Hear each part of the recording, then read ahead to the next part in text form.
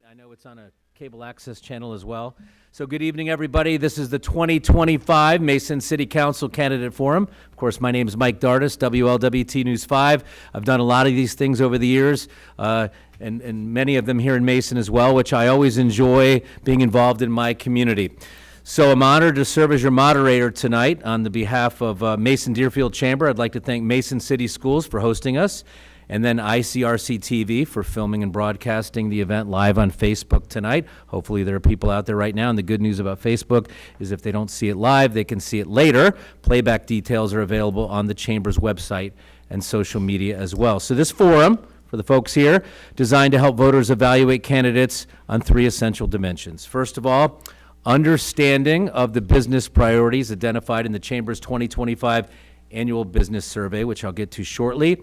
Ability to engage in civil discourse and work collaboratively, which is hard to do in 2025, as we all know. And also their grasp of City Council role as defined by the Mason Charter. So according to the Charter, council members serve as the legislative body. They pass ordinances, they approve the city budget, they set policy direction. They do not manage city departments, oversee daily operations, or implement programs. That is the responsibility of the city manager, as you know. The questions tonight are shaped by the concerns raised in the Chamber's annual business survey, from workforce shortages and business retention to infrastructure and regulatory burdens. These findings shape the questions posed to candidates. Who put this together, by the way? It's very nicely written. It's got a good flow to this. So here's what businesses told us. 72% cited workforce shortages as a big concern, a major concern. 65% want improved access to funding and incentives. 58% are frustrated by regulatory complexity, and 54% seek stronger collaboration between government and business here in the Mason community. So these are real issues, obviously, impacting our area, impacting the Mason community, the vitality of the area, and we're here to understand how each candidate would approach them within the scope of their authority. We thought there were 8. There are only 7 here tonight. So tonight we welcome 7 candidates for Mason City Council. Tony Bradburn.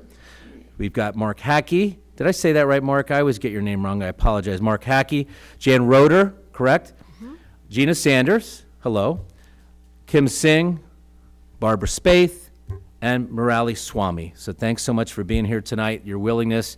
You know, a lot of people, they want to be involved, but then they want somebody else to go do the work. So I appreciate all of you being out here front and center and pushing for what you believe here in our community. So as a reminder, voters get to select 4 of the 8. There are only 7 here tonight, but 4 of the 8 candidates come, 26 days already from now is election night on the 4th of November. So that is the story with that. We will have a number of questions. And we're going to do an opening statement as well, correct? We're going to start with that. So we're going to begin with a 1-minute opening statement from each candidate. So 1 minute. We're going to keep it simple, no coin flips. We're just going to go in alphabetical order. Then we'll get to the questions. And as we go through the questions, we'll also have some rebuttal time if you want. A lot of folks don't use that, but you have that opportunity. If we go through an issue and you have 30 seconds, you want to rebut something, you have the ability to do that. But let's just start with the easy part, the 1 minute opening statement in alphabetical order. We'll start with Tony Bradburn. Nice to see you. Good evening. Okay, it is working, sorry. Thank you for coming tonight, for those that are here and those that are watching on ICRC. My name is Tony Bradburn. I've been a resident of Mason for 27 years.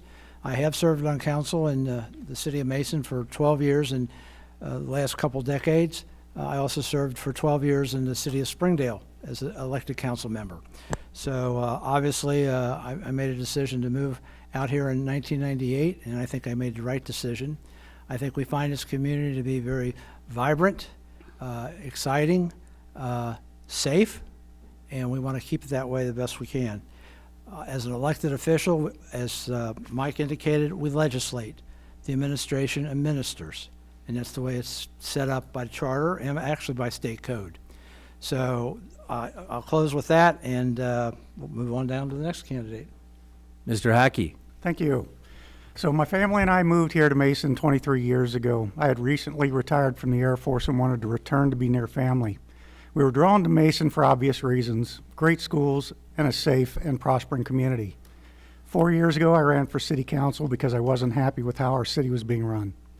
I promised then that I would work to do what's in the best interest of our city and not to fulfill any political ambitions. That's exactly what I did and what I will continue to do if I'm reelected. I've had the privilege of meeting people from all backgrounds. We've been to numerous galas, religious observances, and cultural celebrations, and have been blessed with the lessons we've gained from every one of those. I've also worked very hard to understand how our city works, what our residents and property owners and business owners want and need. In addition, I have worked on 6 committees, each with a different focus on the needs of our city. Although I had never planned to be an elected official, when I was elected 4 years ago, I jumped in feet first. Throughout my adult life, whether it was in my military career, running my company, or being on city council, I've always sought to be the best that I could be. I know that's an Army statement. I was Air Force. Anyway, there's still more to do. I want to finish what we started, and I would be honored to be reelected to Mason City Council so that we can continue to work to move our city forward. Thank you. Thank you. And would you prefer if I call you, is it Mrs. Roeder or Miss Roeder, or just Jan, or? Ms. Roeder is fine. Miss- Jan. Well, I just want to be respectful. Miss Roeder, you're next. All right, thank you. Thank you to the Chamber for hosting this forum. Thank you for the opportunity to share my thoughts with the people of Mason. I am Dr. Jan Roeder. I'm the mother of 3. I have 8 grandkids. I've lived in the Mason area for 15 years, but I've worked here even longer. I am a physician. I'm a pediatrician by specialty. I worked most of my career at Cincinnati Children's Hospital in the emergency medicine division. So I have really put all of my heart, all of my passion into my career for most of my life, and I really love taking care of kids. It was so fulfilling. But I feel that my life really has been about service. So my core motivation really for running for council aligns with that completely. As I was decreasing my hours from work, moving into retirement, I was really searching for another way to do that. So I started volunteering. I volunteered with my neighborhood HOAs for 6 years, 2 years president, and that was really fulfilling for me to take a leadership role. So I worked actively in other organizations in the area. I took on leadership roles. I found it so meaningful and fulfilling that it's really become my passion.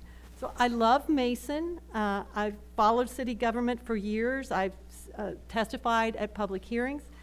I would say, who else watches recorded ICRC council meetings for fun? So I believe I have the experience, the energy, the heart to lead Mason, and I hope to have your support. Thank you, Dr. Roeder. I've watched many a football game on ICRC, by the way, so I think a lot of people are on there. Hello, Gina. How are you? Gina Sanders. Good, thank you. There's a lot of things to be had here tonight for the residents, for the chamber, everyone who's contributed to this. But I want to make sure to mention that I want to thank the candidates for their courage and heart to be here, because this is not an easy position to be in, to publicly interview in front of your whole town, and it goes into the universe, and you hope you did well in order to serve. So thank you for the opportunity, and thanks for you guys being here. As much as I can in 1-minute answers, I will try to help you understand what I'll represent and do if I were to make it on Mason City Council.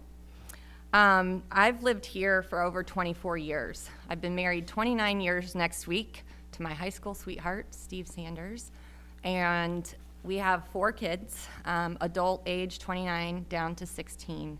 My youngest is still a Comet at Mason High School.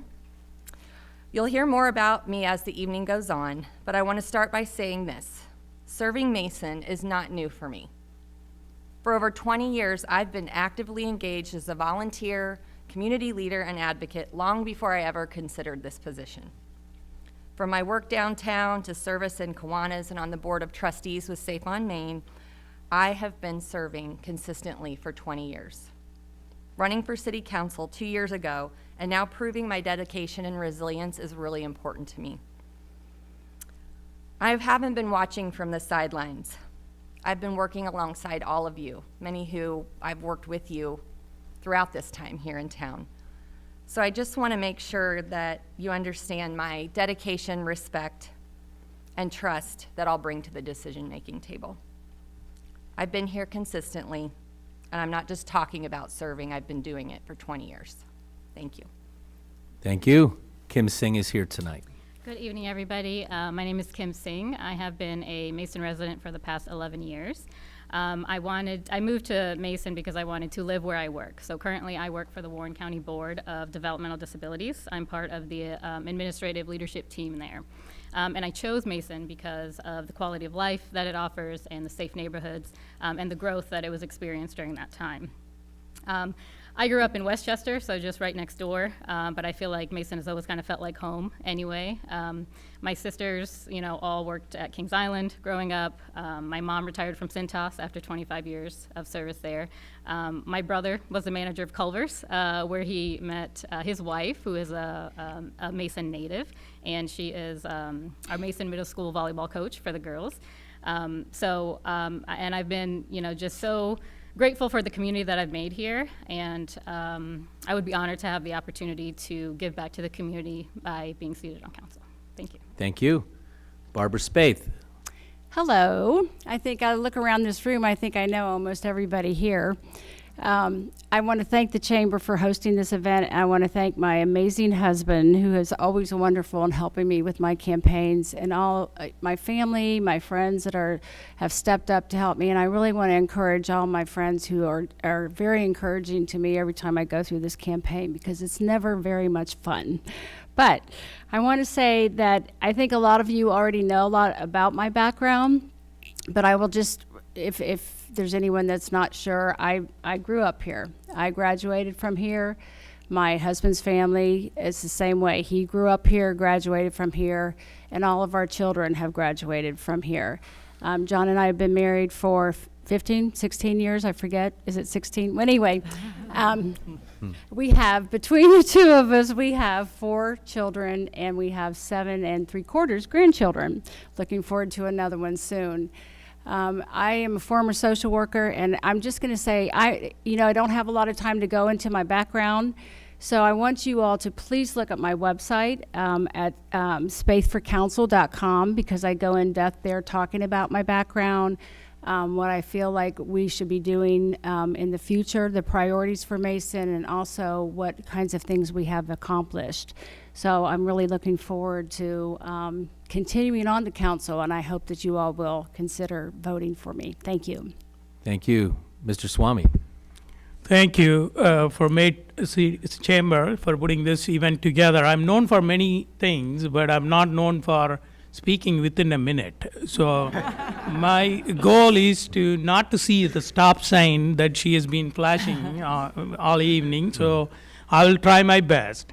So I am Murali Swamy. My family and I have been calling Mason home for the past 11 years. My wife and I have raised 2 kids. One is an alum now, and the other is a senior right now at high school. Professionally, I'm a vice president. I bring 20 plus years of business executive experience and entrepreneurship. I have led the teams, managed budgets, and solved complex challenges. And I did all of that with 3 skills: listening, collaborating, and making very thoughtful decisions. And those are the skills that I would bring to the city council. And now there goes the 10-second warning. And so if go to muraliformason.com if you need any additional information.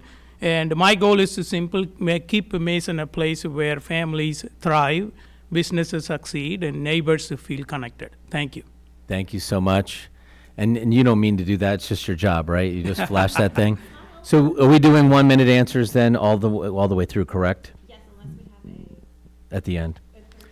Okay, so obviously with 7 candidates, we're having fun with this, but with 7 candidates, we'll do the sign. And then if you do hear a beep, please don't be upset. It's just, we're just trying to move it along and get it finished tonight versus tomorrow. But thank you so much to the candidates being here. I think you did a pretty good job of keeping it within the minutes. So, and then you were very, lenient with some of that as well, which I appreciate.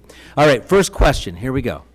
And every question, they've put it in different orders of answers, so we didn't, everybody gets a chance to be the cleanup hitter or the leadoff hitter and that sort of thing. So we'll start with zoning and economic development. Zoning and land use policy are among the most powerful tools council members have to shape Mason's business climate.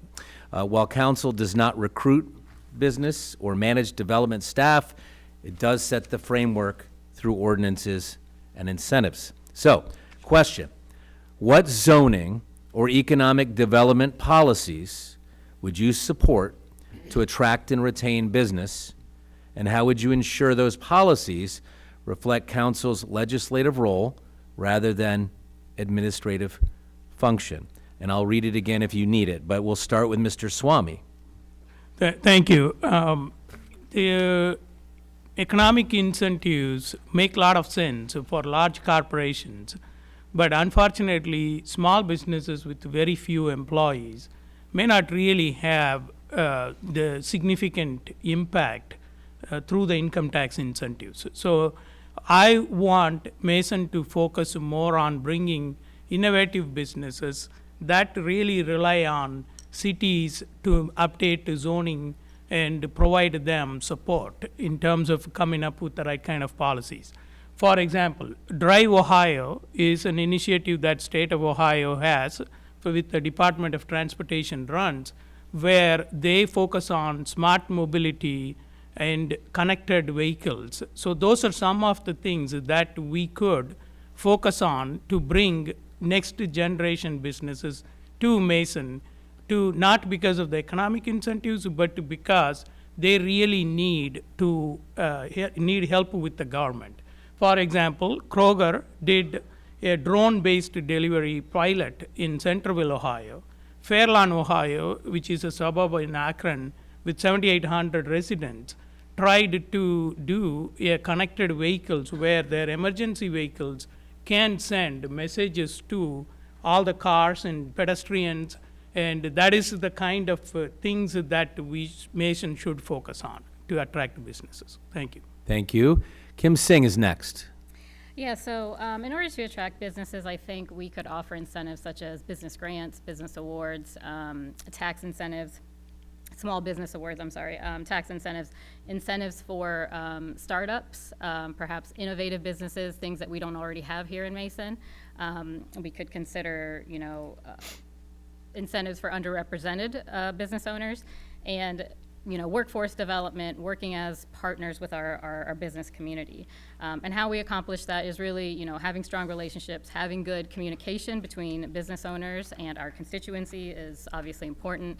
The role of council there is to kind of set a vision and a direction and then kind of get out of the way. We wouldn't handle the day-to-day operations, but just kind of giving the guidance and letting things kind of unfold from there. Thank you so much. And again, reminder, we're looking to attract and retain business as well. Mark Hackey is next. Thanks, Mike. We've already done a great job of attracting and retaining businesses. One of the big successes we just celebrated was Vega.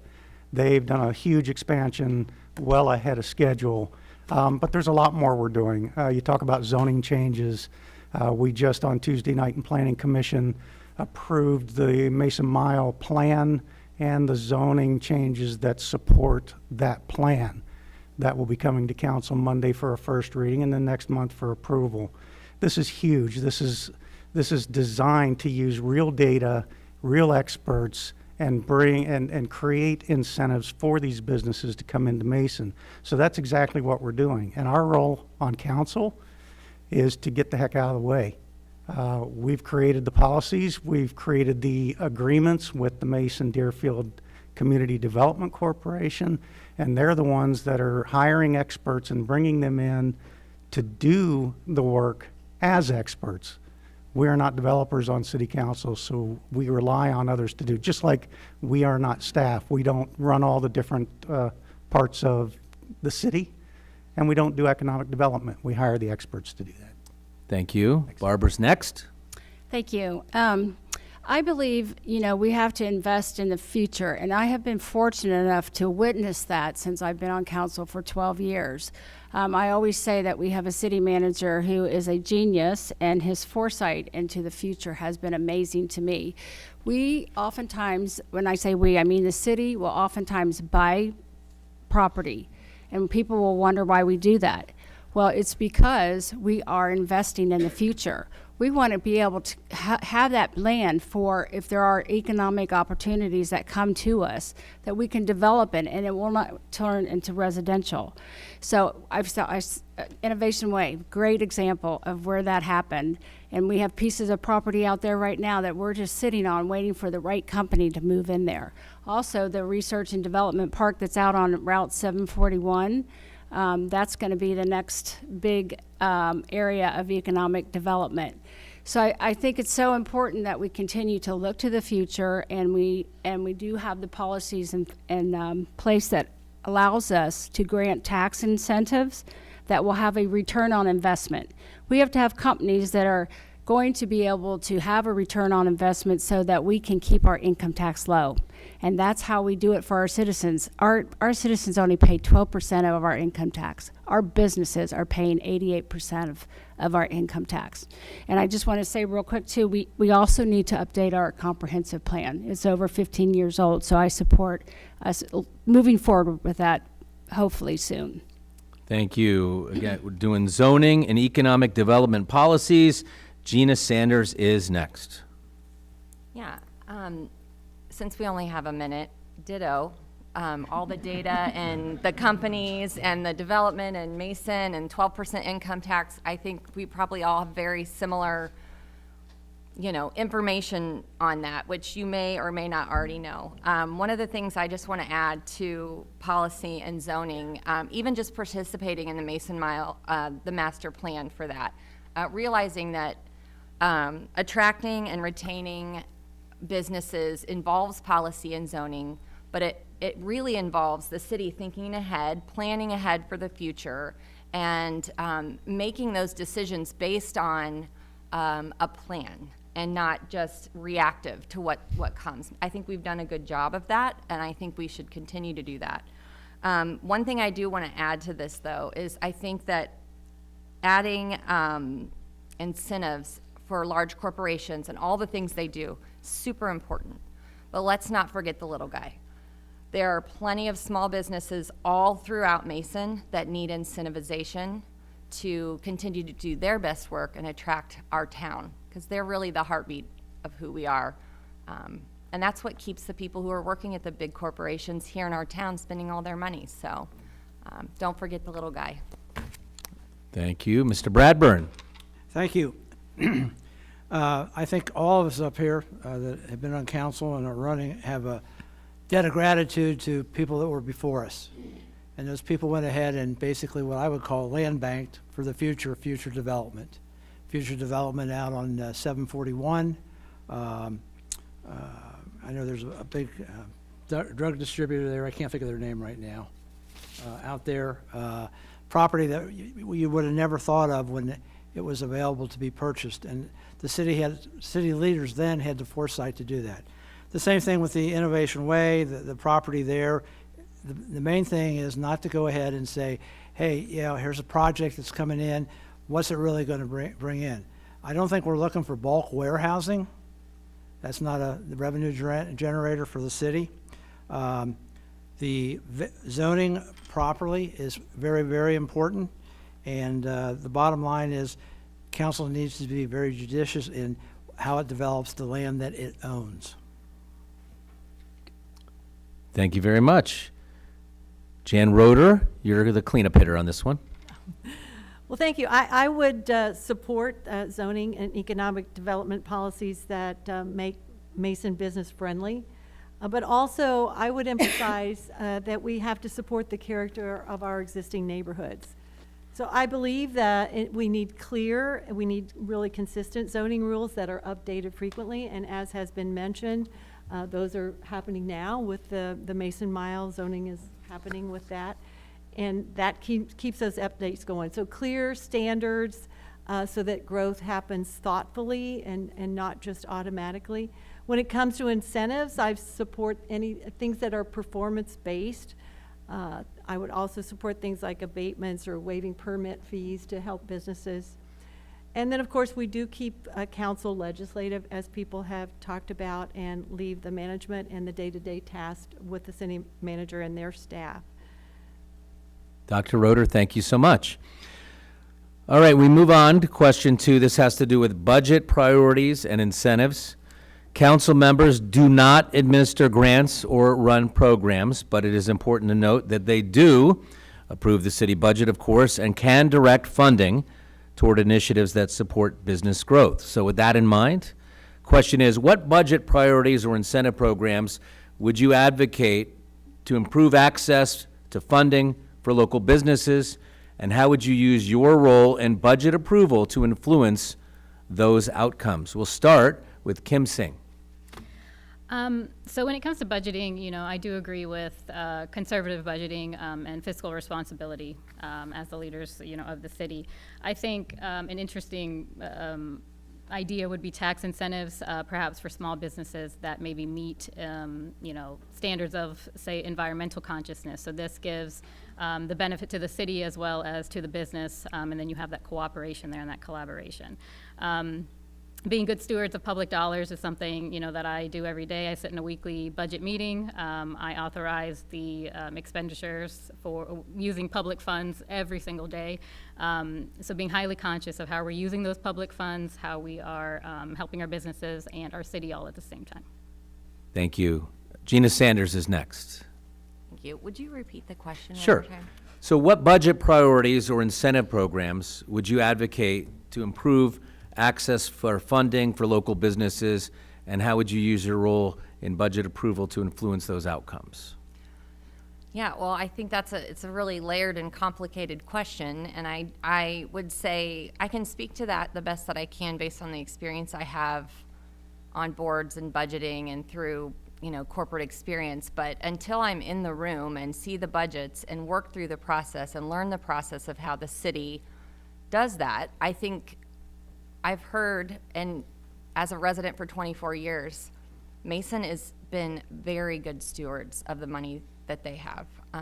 We are in a really strong financial position. I'm grateful for that. I look forward to working with the city staff. Long-standing, good job, Eric. And I would support policies and incentives, again, that, of course, we want to incentivize everyone, all businesses, to take up space here in Mason and benefit us all through workforce and through also, again, the little guys. There's lots of incentive projects going on right now that help small businesses with their budgets to continue to update their spaces. And I think that relates to zoning as well. I'm glad we're doing some rezoning and going to help the mile to, sorry, the sign thing, thank you. It's hard. I just know in the local space on the downtown mile, there are probably many incentives we could do, even for matching programs and things like that. So I look forward to getting creative with it. Thank you. Welcome to my world, by the way. It goes to black if I don't shut up. Yeah. Yeah. I'm not known for Yeah, few words either, I have no Morali. choice. I feel you. Sorry. Barbara Spaeth is next. Thank you. I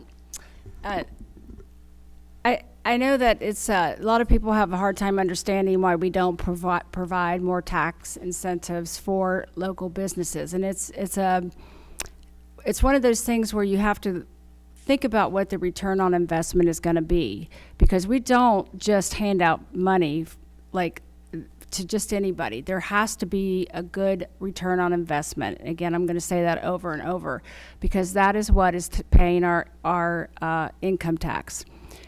We do work with a lot of agencies that try to help the local businesses. For instance, we have Mike here from the Warren County Small Business Development Center, and his job is to help these local businesses, the small businesses, to try to help guide them through the process and figure out grants and different ways that they can get some incentives. We also have just more recently, Duke Energy is offering grants to our local small businesses to try to help them out in any way they can. So we do have to be creative. I think that we can be more creative and we can think of more ways to help our small businesses. It's just always important, too, that whatever we do with tax incentives, that we protect our schools. We have to make sure that our schools are always whole and that they're not going to get in any way affected by any kind of tax incentive that we do provide to any company. Thank you. Again, for the folks at home or Facebook, we're talking about access to funding for local businesses, budget priorities, or incentive programs. Which ones would you advocate for this access? And the next person to go is Dr. Jan Roeder. Thank you. Well, I know that strong local business is the backbone of this thriving community, which it is, and it's already been mentioned that 88% of our tax revenue comes from business, so we want to support that.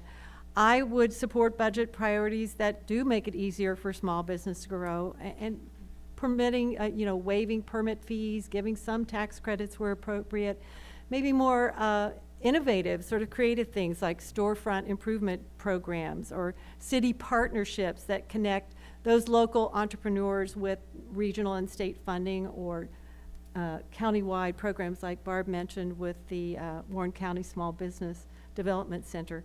Also, just promoting public-private partnerships, collaborating with private and corporate entities that can bring in capital and expertise and resources for local development projects. As far as my role on council, that would be to carefully review and approve the budget, making sure that dollars are directed toward programs that are fair, transparent, and that truly benefit the community. Thank you. Mr. Swamy? I'll advocate for budget priorities and incentives that reduce barriers for local businesses. I'll focus on tangible support, not broad programs. The examples of support will be low cost or low income interest loans and grants, targeted grants, as somebody said. And you mentioned that workforce shortage is the biggest issue that your survey respondents mentioned. And so focus on workforce development and training programs that help bridge that gap. And my role on City Council, as I understand, is to make sure that we could tie these incentives to tangible outcomes to make sure that the local businesses thrive with those help and support that the city can provide. So that is what I would be focusing on. Thank you. Mr. Bradburn? Yeah, briefly, I guess I go back, and as being an elected official, I remember industrial revenue bonds. I don't think we've done those for a number of years, but we do TIFs, tax increment financing. How many here have been to Dorothy Lane? Nobody? Raise your hand. Okay. I think that is a benefit of a tax increment financing, which basically is that some of the taxes that will go to the different political entities go ahead and pay for the infrastructure to allow that development and basically everything around it. But you also have what we call a pilot, payment in lieu of taxes. That's to the school district. The school district gets their money out of that. So the bottom line is that is a very useful tool for the city to use and to be able to see a return on that investment. And when the TIF is paid off, then all the taxes that are abated come back to the city or to those political entities. Thank you. Mr. Hackey? Thanks. The fun part about going last is everybody said everything I was going to say. Seriously, again, I'll go back to Mason has done a wonderful job over the years with economic development, bringing in companies that raise up our tax base significantly. But as has been mentioned, small businesses are a big part of this. My wife and I owned a small business for 16 years here in Mason. And there are things that we can do to better aid those businesses. Mayor Nelson and I and Councilmember Bennett are on the Small Business Committee, and that's our focus, is looking at small businesses and finding ways to try and help them in ways that maybe aren't traditionally done. As was mentioned, tax, the return on investment is very difficult with small businesses because it's payroll tax. So getting a large amount off of a small business, my business was in the same boat. It's not a large amount of money to bring into the city, so finding ways to recoup that cost is very difficult.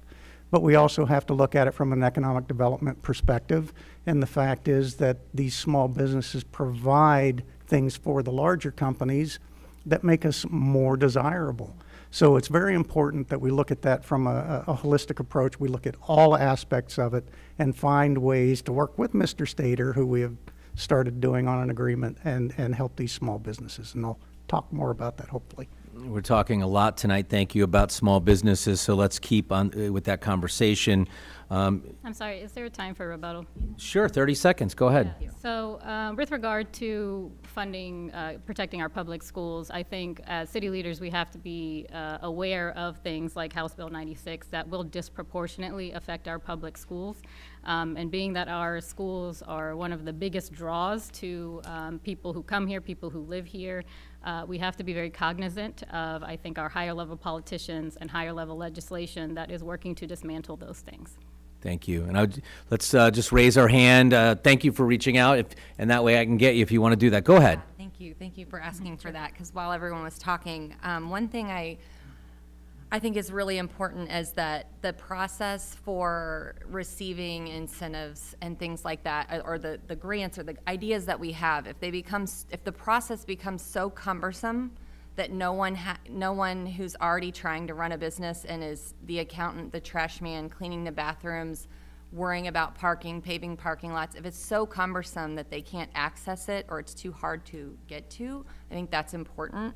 I also want to say that I think that, we can use all the financial terms, ROI and all the things like that.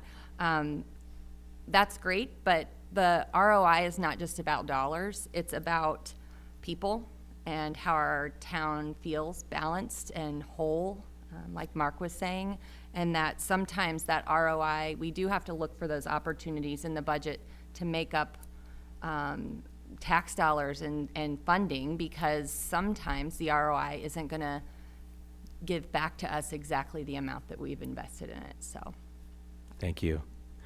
All right, let's move on. Talking small business in Mason, many of those small businesses expressing frustration with regulatory complexity.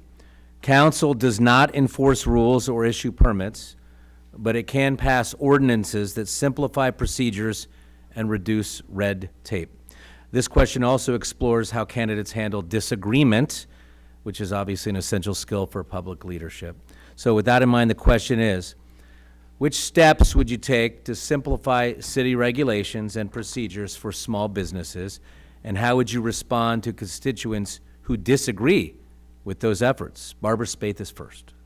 Okay, I want to say I'm getting ready to start shaking, not because I'm nervous, but there is some cold air blowing over here, and I'm not. too. I don't handle that very well. So if I start shaking, it's not because I'm nervous. I love this question. Thank you very much. Our city staff has done quite a bit already to try to simplify the regulations, and there's been a lot done within the last year. And I'm gonna read some of my notes here because I want to make sure I get the correct terminology. But first of all, I want everyone to understand a lot of our building codes are regulated through the state and the feds. So we're kind of stuck with what we have to follow. And I think if there are some of those things that we can change along the way, that I think some of our citizens need to get involved with that, and to write your state legislators and your federal Congress people to try to get those things simplified. But we have, after 2 years of research, the city recently launched, it's called OpenGov, and it streamlines the city's application and permitting process so applications can get increased accessibility and convenience, guided instruction throughout the application process, and improved communication, helping applicants to understand the status of their project. And this has just recently been put into use, and I understand there's already some really good feedback about how much easier it's helping people with their not only bigger projects with companies, but just your home projects and that kind of thing. And then the city also has on the website, it's called the Mason Small Business Guide, which outlines steps and a flow chart for the overview of the planning and zoning process. And a lot of times you can find some of this information in the fall issue of Center Point. But I also want to say that the city is working with the Mays CDC to update the zoning code that Mark had referred to for downtown to help the small businesses. So there are so many things that are already in place, and I'm sorry. I'll stop. It's okay. You're being very nice, I know. Thank you so much, and I apologize because we have 7 candidates. And I know you feel bad, but we're going to try to just move it along. We're going to give all of you 30-second follow-ups on this topic, by the way. So I just wanted you to know that. Dr. Roeder, you're next. So I agree with Barb. I think one thing I've done, along with watching ICRC reruns of the council, is going through the Imagine Mason website. And it is pretty amazing. And I've gone through the Small Business Resource Guide. I think it's just full of different aids like checklists, flow charts to help entrepreneurs get started. So I would also echo that I think the city's already done a lot. But I think we can build on that by streamlining permitting, going in maybe into more of a one-stop shop process within what we can do with larger state regulations, but maybe fast-tracking some low-risk projects. My goal would be not, though, to reduce safeguards as you're moving things along faster, like building or safety codes. Those always have to be in the forefront, but to remove unnecessary red tape and delays in growth. I think that improving that efficiency and communication, that can save businesses time and money while still protecting the community's interests. Thank you. Tony Bradburn? Yeah, excuse me, yes, what's been done, it sounds good, but I guess the question is we need the feedback of what aren't we doing? What I'm hearing from the question is there's still an issue from what we've already implemented that we think streamlined it.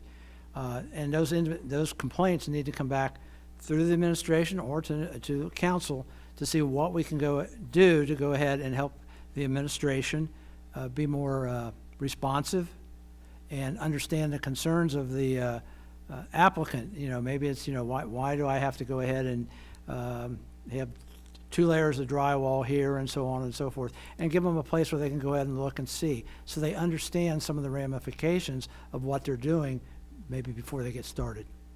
Thank you. Kim Singh? Yeah, to just kind of echo what Gina was saying earlier, I think the simplification of things is very important. And as mentioned, I think council's already working on some of those things, I believe, on the website, trying to have a guide for people interested in opening small businesses. What are the steps? What are the permitting processes, the things that you kind of have to go through. And so I think that's already being worked on, and I think that's great. As far as people who may disagree, I think that's just a normal part of being in a public-facing position, right? There are going to be people that disagree. I think it comes down to involving the constituents as much as you can. They should be involved in everything, every step of the way. Just genuinely listening, having conversations with people in the city, educating them on the process, more or less what is in the power of council and what is not. But also just openly listening. You don't have to. We don't have to agree on everything, but we can have a conversation. Anything that is that council does is appealable. So I'm well versed in the due process. Process appeal hearings, those sorts of things, and you kind of just connect on people's feelings and go from there. As far as council, I think it'll be important for us to evaluate our processes, make sure that they are defensible, and make sure that we did follow the rules when we have complaints. Thank you. Mark? Oh, thank you. So once again, Barb stole my thunder, but that's okay. No, as I mentioned, the Small Business Committee, we're doing a lot of work that is designed to aid the businesses in getting things done. Mike Stater with the SBDC, the Small Business Development Center, is a huge part of that. We didn't have an agreement with them until a few months back. We got that agreement in place. That's a resource for all businesses to come in and whether they want to start a business, whether they want to improve, whether they want to work on their business plan. It's just an amazing resource, and we have worked with Mike and gotten that in place. The guide that Barb mentioned is an effort out of our Small Business Committee to make sure that businesses have an opportunity to find those resources. And even if it's not one of ours, it's referring to others so that they can simplify that process. As far as the disagreements and getting the word out, we've had people come to these meetings and provide feedback, and we take that feedback. And if there's an opportunity for us to use that to improve the processes, that's exactly what we do. We've seen many examples of that, whether it's through the committees or at the council meetings. Thank you. Mr. Swamy, you have 1 minute-ish Thank you for being very kind. I think a lot of good ideas were already being told. Technology certainly is going to play a major role in terms of streamlining the process.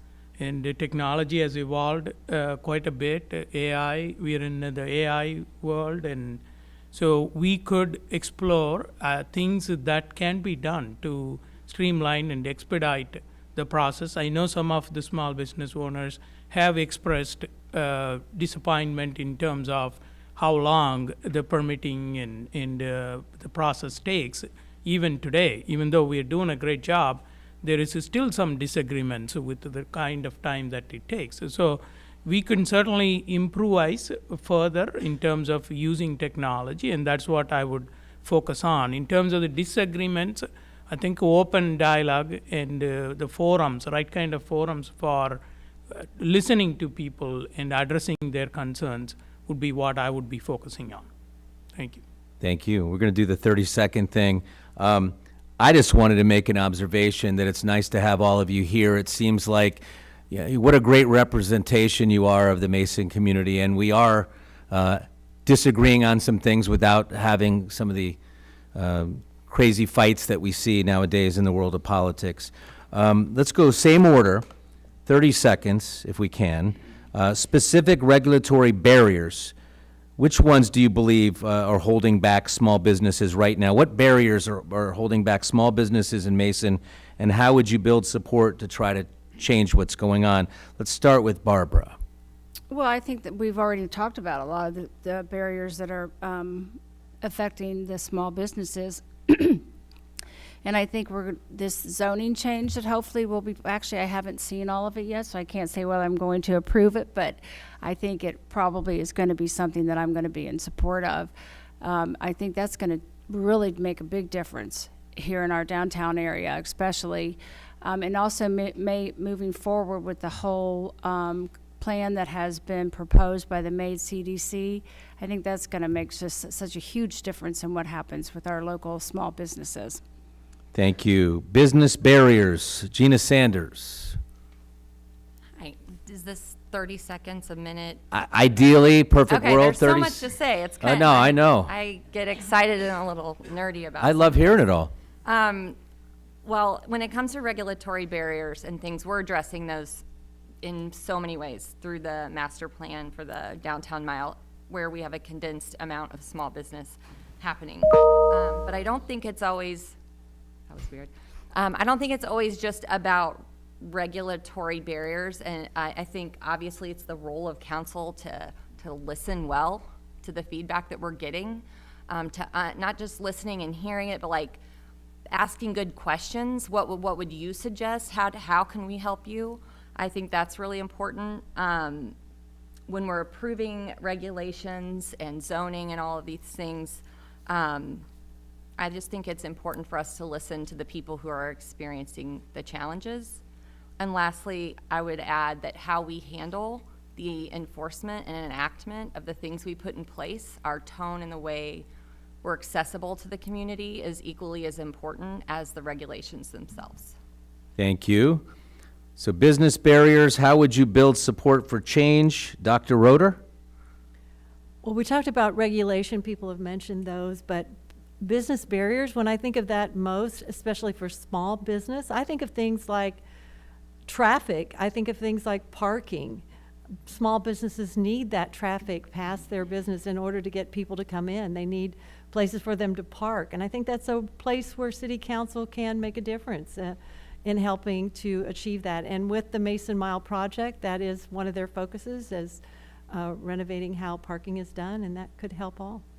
Thank you. Mr. Bradburn? I think to some degree, the council has to depend upon the administration.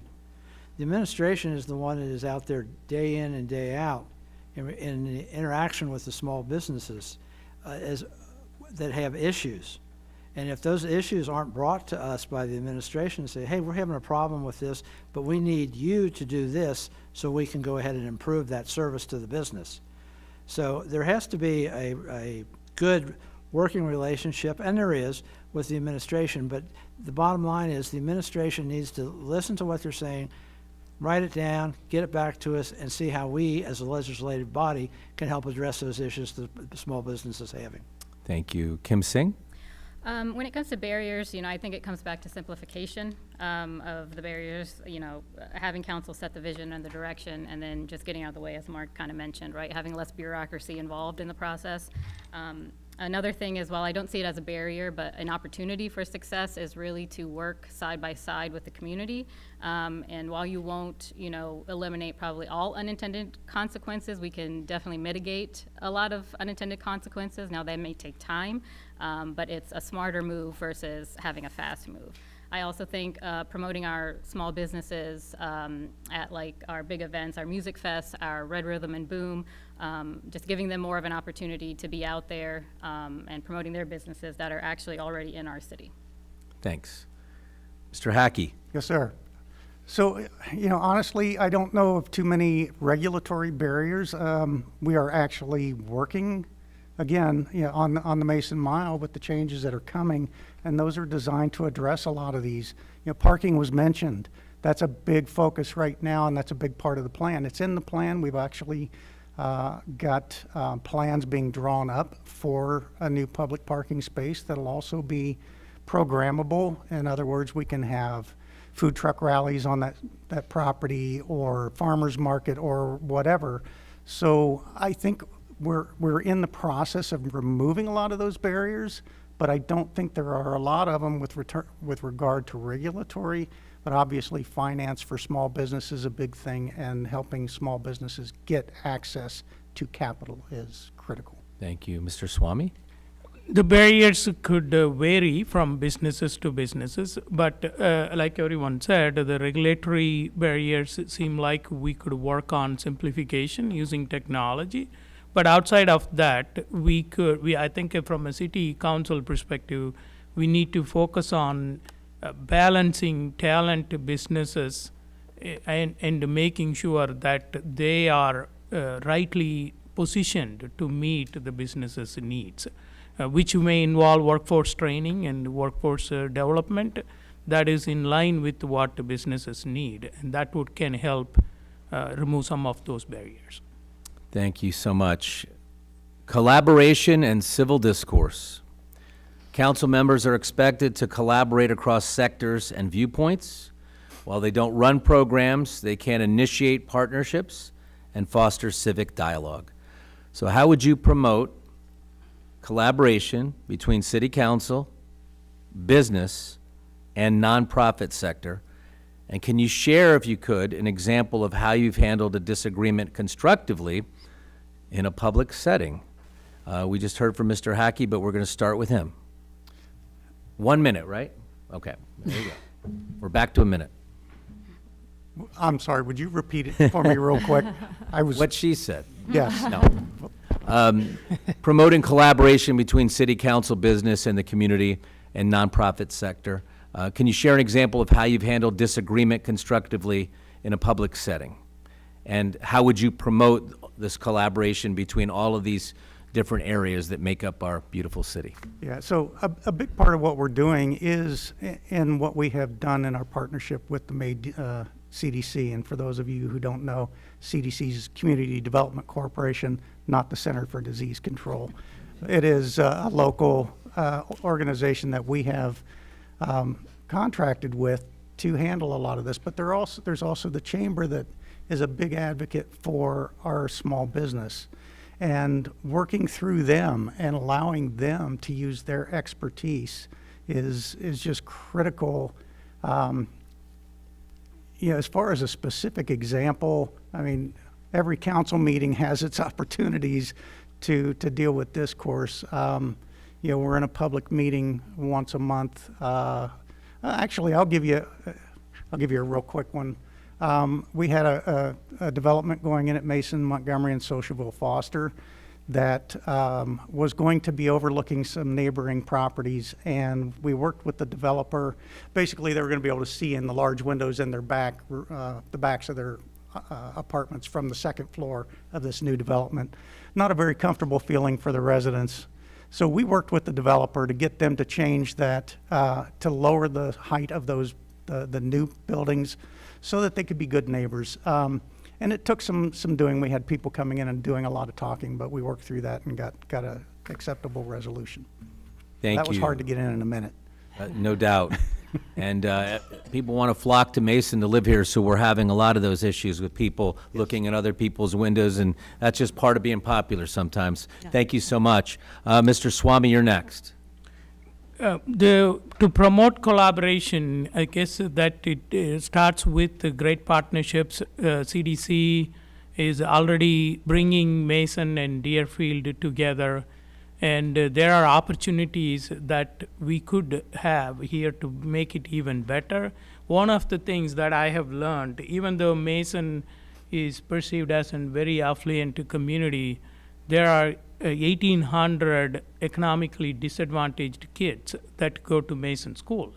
And when I started exploring the city council, I have met with some of the council members and asked them, is that something that can be done there?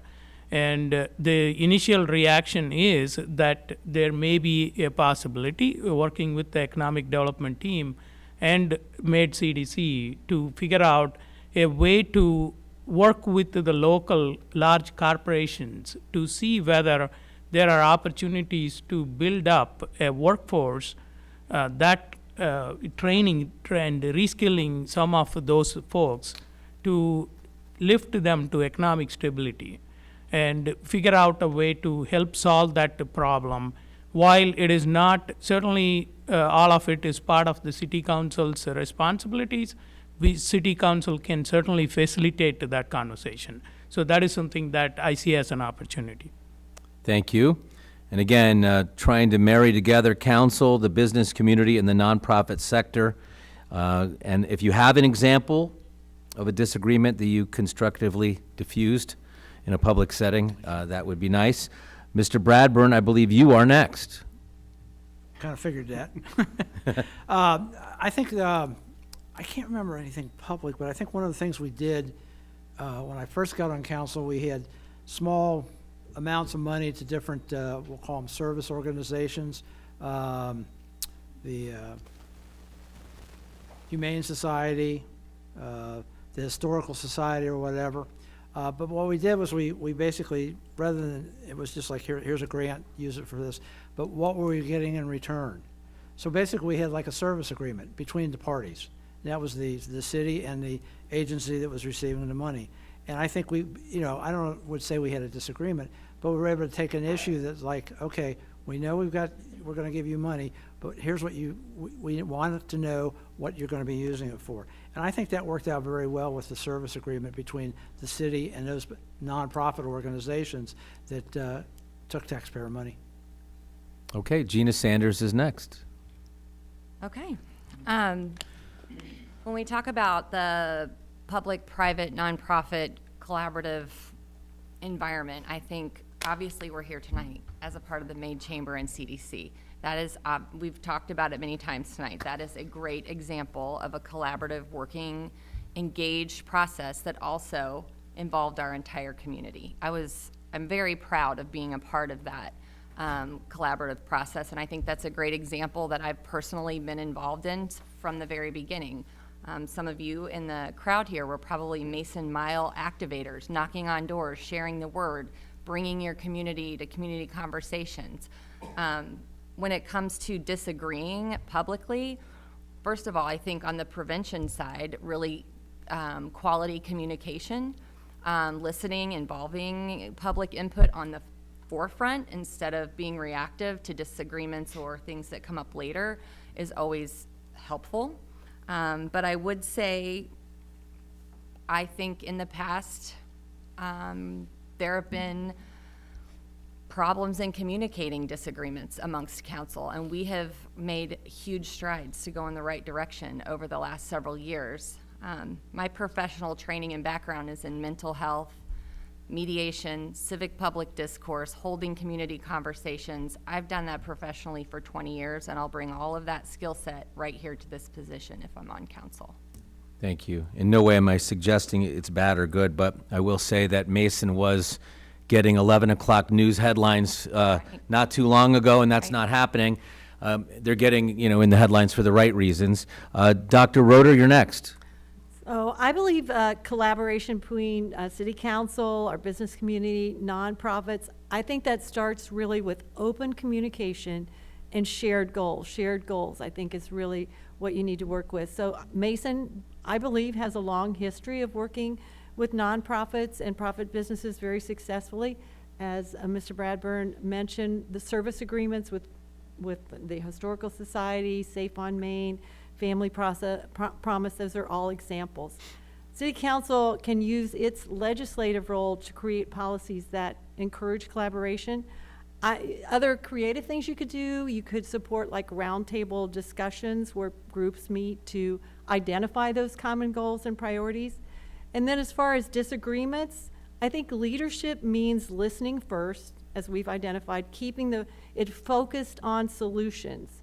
So at a recent public hearing that I was involved with, I won't give specifics, but there were strong opinions on both sides. I found that calmly acknowledging concerns that people have, but then trying to return the focus to those shared community goals helped to bring the group back together. Thank you. Kim Singh? Yeah, so when we talk about collaboration, it ultimately comes down to, understanding what our shared goals are. Listening first to understand and then to be understood, right, as the saying goes. Finding common ground. So I think that really just, it comes from collaboration, integrity, honesty about maybe our mutual shortfalls or individual shortfalls and how we can work together to mitigate those. I also think, again, with between the City of Mason and the MAID CDC, right, just continuing to support those joint economic development projects, things like the Music Fest, and then just kind of leveraging our resources to create opportunities across the board. Thank you so much. Barbara Spaeth? Thank you. I guess the best example I can give of how I handled a disagreement constructively in a public setting is the fact that I survived being mayor in 2022 and 2023. That was right after council and our community were as Mr. Dardis mentioned, we were in a sad state of affairs, and we were on the 11 o'clock news. I didn't say sad Oh, state sorry. of affairs. I didn't take a side. I just said you were on the news all the Okay, time. I added to that, and I said we were on the 11 o'clock news all the time. During that time, I worked really hard to promote collaboration. We had a lot of relationships that were broken with our nonprofits, with our citizens, with our businesses, with, just about everybody, and they were not trusting of the city. So it took not just me, but all the council members who were on council at that time to get it back to where we still are today. I tried to lead our council meetings, back to civility and decorum at that time, and I worked to regain the trust of the community. And there were adversaries still on the council at that time, and I had to work really hard behind the scenes to try to calm those relationships and manage behavior. And I had a lot of sleepless nights, I'm going to tell you, for 2 years. But I was really satisfied with the way things were going after 2 years, and I was really happy to be able to step down as mayor and turn the reins over to Mayor Nelson, because we're still in a good spot, and I want it to stay that way. I want to continue to be a part of this because I think it's important. Our community is too important for us to ever go back to where we were before. I know there was a lot of stress, a lot of adversity a couple years back. There's no doubt about that. Thank you. This Mason Mile initiative, I've been in town 13 years, and I know we've been talking about it since I've lived here. And, you have what's going on in Loveland and Milford and places like Hamilton. Some people love this idea, and there's still a lot of folks who do not love this idea. I get emails even in Cincinnati all the time about this issue and this story. So let's get to it. The Mason Mile initiative. It's gained a lot of momentum as a strategy to connect neighborhoods, businesses, public spaces, keep some of our money here. Council does not implement the program, but it can advocate for its integration into long-term planning and community development. So, do you support the continued efforts of the Mason Mile initiative? And how would you use your role on council to advocate for its long-term success and integration into city planning and community development? And if you don't support it, that's fine too. Just let's hear it from all sides. Let's start with Mr. Bradburn. Thank you very much. I had the opportunity Tuesday to attend the Planning Commission where the consultant for the CDC presented the overall proposal for the downtown. But during that meeting, one of the things that was on some of the people's mind was eminent domain. Our law director was very specific that the city is not allowed to use eminent domain for economic development. That's from an Ohio Supreme Court ruling. The consultant also brought out the fact that the development of the private properties is going to basically be by the private property owners. They own the property. Now, the city can have zoning, and the zoning can say this is what we would like it to be, but eventually the end development will be determined by those property owners. And it becomes very difficult, unfortunately, because you have so many small parcels down there and you have to get them to agree. So you're saying you want to don't. do this, or you don't want to do it, or it's just difficult to do? It's going to be difficult to do. So where do you, yes or no on the Mason Mile? You want it or don't you? I would like to see it, yes. Okay, that's, it's fair enough. I wanted to make sure that people understand what you want. They probably already know. I'm glad that we talked about it publicly as well. Next, we have Mark Hackey to talk about the same issue. The Mason Mile, yes or no? And how would you use your role to advocate for its long-term success? Or if you don't agree, maybe you can explain that. Well, I think it should be pretty obvious that I am 100% in support of this. I worked with the rest of council for the last almost 4 years to get us to where we are today. Small Business Committee, we worked very hard on this. This is absolutely 100%, I am in support of it. As Mr. Bradburn said, it will take a while. But you know what does happen in this type of a scenario is people sell property to people who want to come in and actually do the development. So what we've done is we have hired experts in this. That's who is guiding how we do this. The CDC is employing those experts, and we're taking their input. Not only that, we took public input on this. That was one of the big things that the CDC did. They brought in residents, business owners, property owners, got their input. The consultants collected real data on occupancy rates, demand, all kinds of things that to make informed decisions on this, and then to build the plan that was just presented the other night. So this has been done very methodically, it's been done very professionally, and now we're about at the point where the sign's going to turn.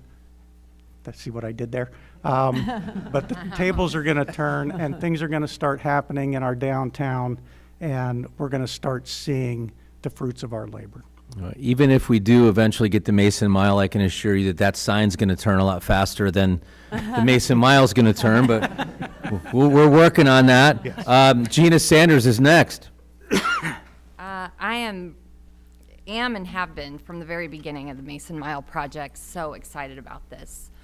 For the first 14 years of living in Mason, I was actually in Deerfield Township, and we moved into the heart of Mason just off the mile 10 years ago. And every day that my husband and I would walk along that mile, we would dream and point out buildings and think, gosh, if that building was a brewery and that building was a shop, or this building was a brunch place. And a lot of that has happened. This was pre-Two Cities. This was pre-Adesso, pre-Common Beer Company. So we have patroned. One of the ways I collaborate in all this, and will continue to do so as a council member and just as a resident, is to patron these businesses regularly, listen to them, listen to what they're saying. And we've done that. And I want to say thank you to the CDC, Community Development Corporation, as you talked about, for all the work that they've done. Because, again, there were times in the past where there were ideas and decisions being made in isolation. They weren't being made in collaboration with the residents, with the business owners, the property owners, and I just want to highlight and thank the CDC for their installing a process, bringing in experts, repairing the relationship with not just council, but city staff and everyone involved. We see that, and it could take generations to see the seeds that we're planting, but we are putting the guardrails on and looking to the future and ready to go. Thank you. Mr. Swamy. Yes, I fully support the Mason Mile initiative, and I strongly believe that it is a way to improve Mason's identity. It can attract investment and strengthen our community. It's a bold idea that can bring people, business, and all together. I do have three things that I would push for. Number one, I would push for phased approach, which is I guess already is in plan, but each phase should have measurable results. The second thing is look for some quick wins. Like you said, there are a lot of people here who think that it has been going on for a long time. They haven't seen anything tangible come out. So there should be some quick wins that help build trust with the people that this is going to be a reality. And then the third thing is I would want to support a Mason Advisory Council that brings the residents. Some of them may be impacted by this. Not everyone is going to be benefited by this. I have heard from a resident in Concord Crossing community that she's worried about the traffic that is going to go through them. And these are growing pains in which we need to be aware of and bring the Advisory Council to work with them to make sure that we address those concerns and do it in a responsible way. So those are the three things that I would do. Thank you. Barbara? Thank you. I absolutely support the Mason Mile initiative. I actually was the mayor when the council authorized the first grant that started this whole process, and it was. I think a lot of people thought maybe it was going on too slow, but I think the thing they always said was at the speed of trust. They wanted to make sure they got a lot of community input to find out exactly what our citizens wanted in the downtown area, and I think that was great that we took that time to do that. And since then, they've been able to show us some of what they call the low-hanging fruit, like. And I really support these initiatives, these events that have happened. We've had the Mason Market on the Mile, the East Main Music Fest, the rock painting, the help with the tree lighting ceremony, and the Picture Mason Downtown Art Hop. Hopefully I haven't forgotten anything, but there's already been some things implemented that have been really wonderful and changes, and it's all because of the volunteers and the citizens that are doing that. I really will continue to advocate that council be patient and work through what is being presented to us, because council should step back. We need to allow the volunteers and the CDC to run this show, and whenever they need our help, hopefully we'll be there to listen and provide whatever it is that they need to make things go forward. And it is going to be a slow process. I forget who said it, Gino or someone, that this is going to be implemented over many, many years. It's not going to be just overnight fix. So I want to be there to help support that. Thank you. Mason Mile to you, Kim Singh. Yeah, I was glad to hear that something, I shared in everybody's joy about something that has taken so long that the community really wanted to see happen, finally kind of came to fruition. So I did share in that joy with everybody else. I think it will bring more community engagement, opportunities. I think it will help our city economically, even culturally. I think it's a great thing. I also attended the Planning Commission meeting the other night, and I really went in the interests of the residents' concerns. And it sounds like even as candidates, we're getting emails from residents about, the concerns. And so I think when we talk about long-term success, the way that we accomplish that is really partnering with our residents and understanding what their concerns are. Again, trying to mitigate as many unintended consequences as we can. And I think the goal here, as everyone has said, is not quick development, but smart development. I look forward to seeing kind of what we can come up with over the next few years. Thank you. Dr. Roeder? So a lot of it has already been said, but I will say emphatically, yes, I do support continued efforts for the Mason Mile Initiative. I really see it as such an exciting opportunity to energize not just the downtown, but really make that core for the entire community. So I think that the plan that they put forth that we all saw on Tuesday is nothing short of awe-inspiring. It's pretty amazing. It is conceptual, so some of that may happen, some may not, and some may be years down the line. We know that zoning changes are already happening, so council, I think, is helping to move that process along. I do hope, as some have said, that portions of it can be accomplished in the short term so that we keep community enthusiasm going. And we will have to hit roadblocks. Once it does start, there's going to be disruptions from construction. People are going to second guess. But I do think we need to keep that initiative going. The end result is worth it. As far as what else I would advocate, I do say that I would have to advocate responsible budgeting from the council and try to tie that project in with other city priorities like transportation, housing, green space development, making sure that that's all coordinated.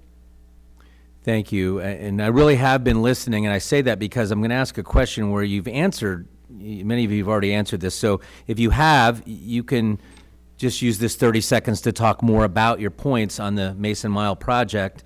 So we're going to put the incumbents together and then the 5 challengers together on this in different parts, different questions here.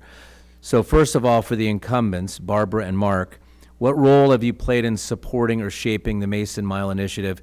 And what do you see as the next step? You know, we talked about Tuesday, and that's part of what we're laying out here, but is there something that we need to be doing that we're not doing, or do you agree with the way things are going? Barbara, you can go first. Okay, thank you. I'm not a part of the downtown committee or the small business committee or the other committees that have been directly involved with this, but I have been on the sidelines supporting this in every way I can, which means I vote for the things that promote what is going on.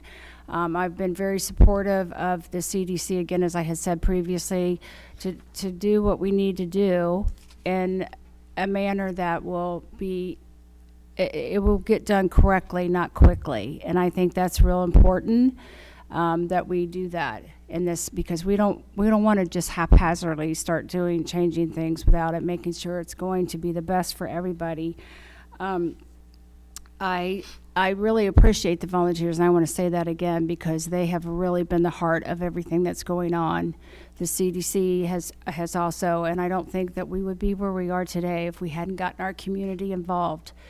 So I'm very appreciative of that, and I'm just looking forward, I really am looking forward to continuing this project, seeing where we can go, and supporting all the initiatives that are going to come forth to us. Thank you, Barbara. So 30 seconds to a minute here. Mark, you go next. Talk about, you could celebrate some of the things you've been involved in with the Mason Mile, and what's the next step? Well, as far as the involvement, I was on the Project Action Committee as well. I've chaired the Downtown Committee, which has helped guide this, and we've worked directly with the CDC and helping build that relationship between the city and the CDC, because that's a unique thing that we have done here in Mason that didn't exist in the past. So that's been really exciting. Moving forward, you know, next month we'll have this on the council agenda. It should pass, and I have read all the the zoning changes, which if you're not a zoning person, I'm not, but it was interesting. But no, it's very exciting because it's designed to support the plan. But, you know, this is another step in the process. Now we've got to start working with the CDC and getting creative in how do we start to bring these developers in? How do we incent them to want to come in and start spending money, creating these developments, and doing, basically, it's a cycle. We need to have people to support these initiatives, and we need these initiatives for the people to support. So working with these companies, working with these consultants, we start that process and we start bringing these people in, and then we see some excitement. Thank you. For the challengers, kind of more the same, but how would you strengthen or expand the Mason Miles impact, and what changes would you advocate for future planning? Mr. Bradburn, you could start. I think obviously we have to go ahead and explain it to the property owners first. There was a handout put out by the CDC regards to the rezoning of the Mason Mile, and I have a copy of it, and the last sentence says, "These changes may affect how your property can be used in the future." That's a pretty serious statement there to make to the property owners. So I understand the wanting to go ahead and change the makeup of downtown Mason, but you have to get buy-in from the property owners, and I think that's going to be an extremely hard part of it. I don't think you have all the property owners. And we have to define what that last line means exactly, correct? With the, Yeah, yes. you know, right? And this is from the CDC. Thank you. Mr. Swamy? I think I already mentioned what I would want to see. One is quick wins for sure that would help build the confidence with the community. I think, and then a phased approach to make sure that we can measure results as we go along. And additionally, it may be worthwhile to paint a vision in terms of where it is going to head and make it very clear to community so that they can expect what is going to come and when, and that would help build the confidence as well. Thank you, sir. Appreciate that. Let's go next to Kim Singh.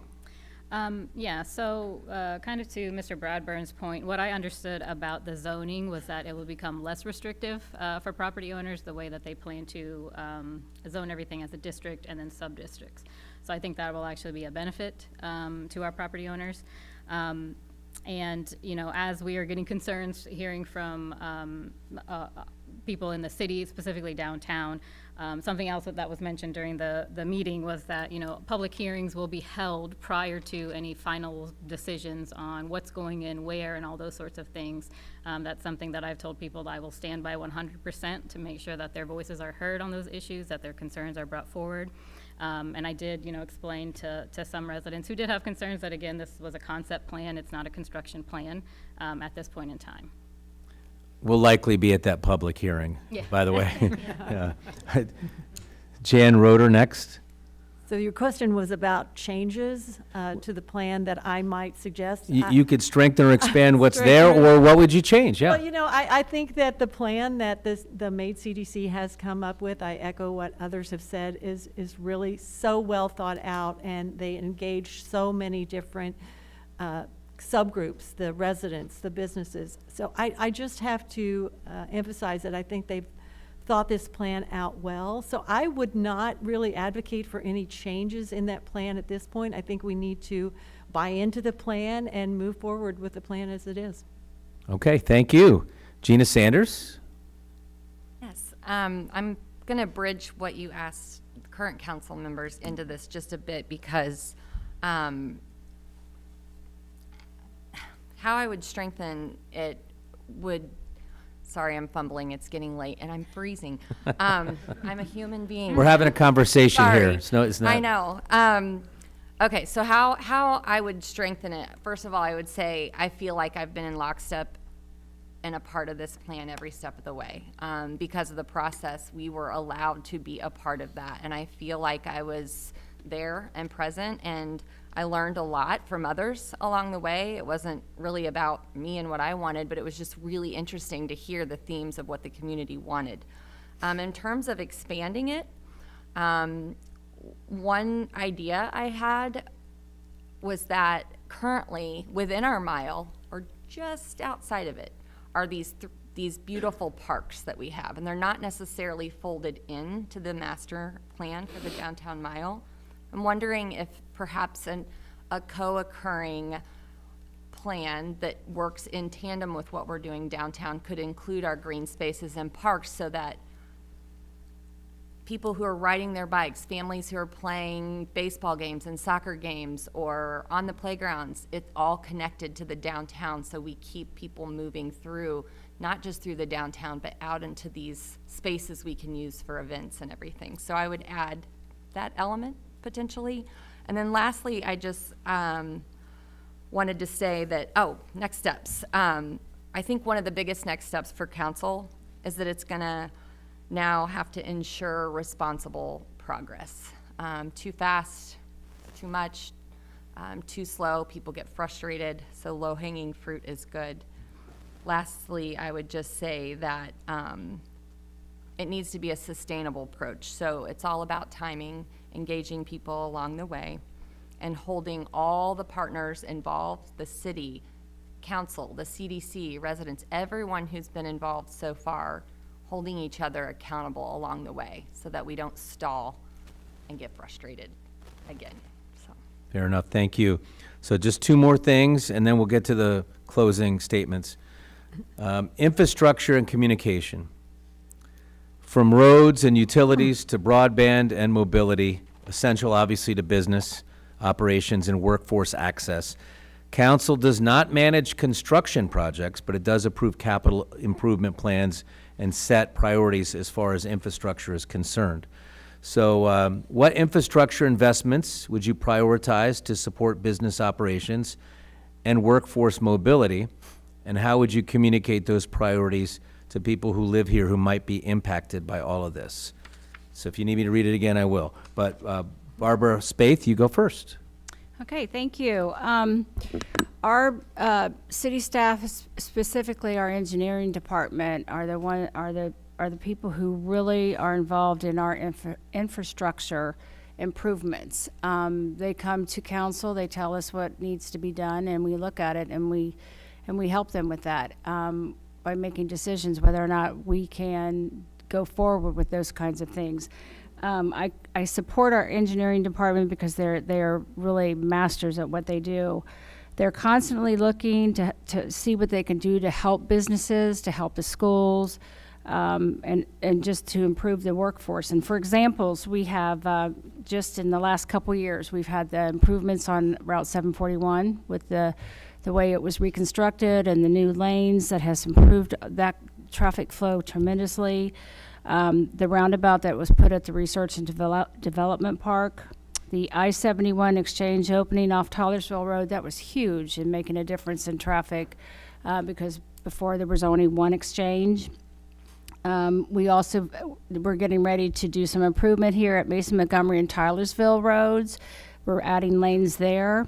We're working on a shared use path on Route 42 from Joe Mart to Mason with a sidewalk, a bike path, and the proposed parking lot behind East Main Street. That will be huge as well. And all of this stuff, these things are always communicated to residents on our imaginemason.org website. It's called Construction Updates or projectmason.com, when you can always get your updates about what's going on with construction. So I support all those. And also please look at your Centerpoint magazine. There's always lots of articles in there about this kind of thing. Sorry. Thank you. Thank you so much. Let's go with Jan Roeder next. Okay, so infrastructure investments that I would prioritize specifically with this question would be those that support businesses directly and workforce mobility. So that would be the major access corridors like Mason Montgomery, Schneider Road, which is already undergoing some renovation, Western Row, Reading going through the Mason Mile. Those we could be doing targeted improvements. As Barb said, they're already underway plans to do the Mason Montgomery Taylorsville intersection. And we could think of other things when they're appropriate, intersection upgrades, roundabouts. We all love roundabouts, they do help. Turn lane extension, some of those things can relieve peak hour congestion. The other thing is non-vehicle transit, which we're trying to work on, get more people moving by foot and by bike. So we'd want to finish the Muddy Creek Greenway Trail, make sure we're closing up all those gaps so that there's no interruptions, and that's also outlined in the Mason Mile. So equally important, as you mentioned, is the communication part, making sure that the city does have things like maybe a real-time project map, that they're sending out text or email alerts by corridor where this is happening. And then working with the chamber and the Mace CDC, they could hold meetings with businesses so that they know what's going to expect.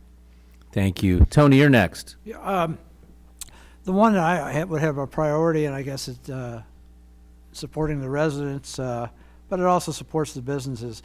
I would like to partner with Deerfield Township on providing a bike path on Mason Montgomery from Bethany into our business district. Right now you have bicyclists that are south on Mason Montgomery or north on Mason Montgomery, and they're on the roadway. And part of that is in Deerfield Township, part of it is in the city of Mason. and I would like to partner with the Deerfield Township trustees and see if we can't go ahead and make that a safe area for people to bicycle in the future. Thank you. Mr. Swamy?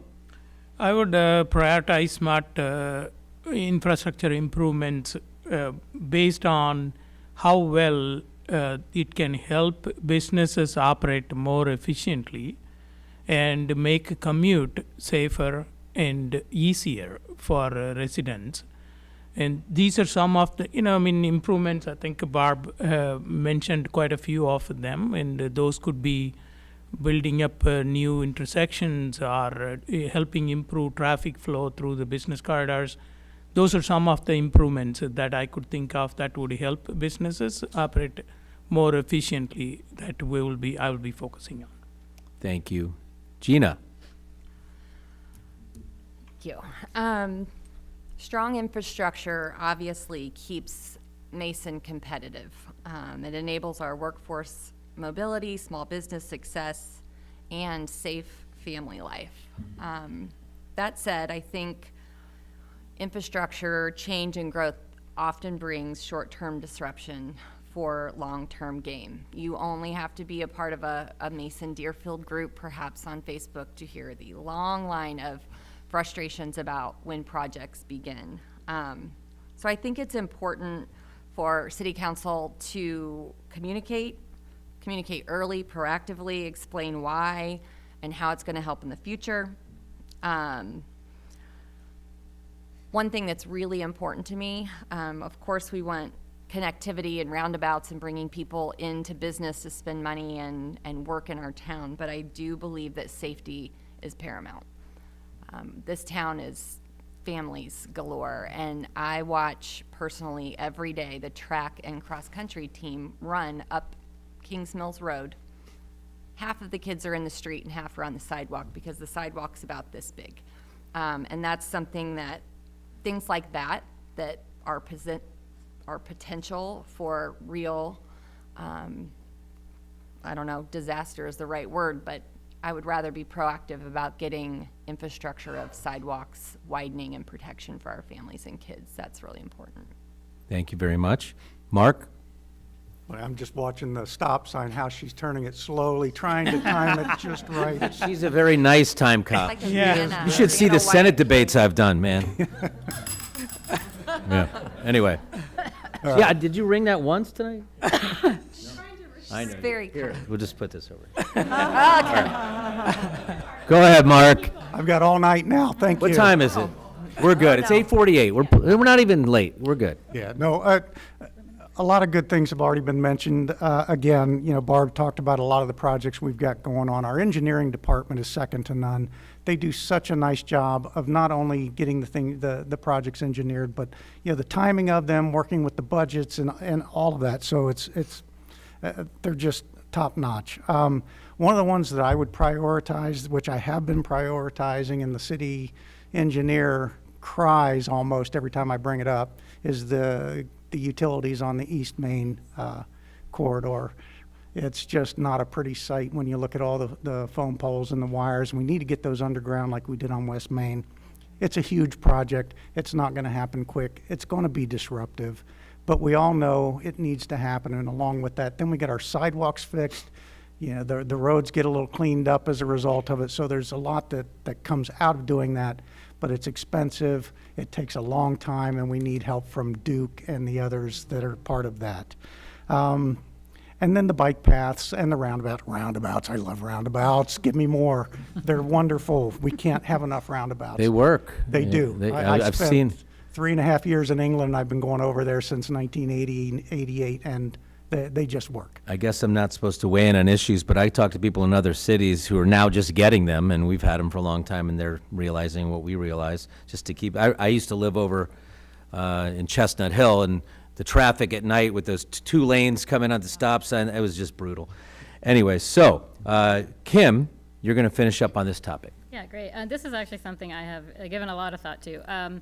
So one of the things is kind of the easing entries and exits of different neighborhoods. So mine included, but especially I feel like on Bethany, I feel like every neighborhood there from Hudson Hills to where the daycare is, it's frustrating trying to get out even at peak traffic times, right? Trying to get in and out of those neighborhoods with the traffic. And something that I thought about when, you know, the City of Mason had announced that our community center was being used as cooling centers for kind of our aging population, I thought, like, how are they getting there unless they're right around the corner? And so, you know, Mason is a big city. You know, it has a small town feel, you know, like to echo Mark's words, but it's a big city. It can take 20 minutes to drive from one part of Mason to the other.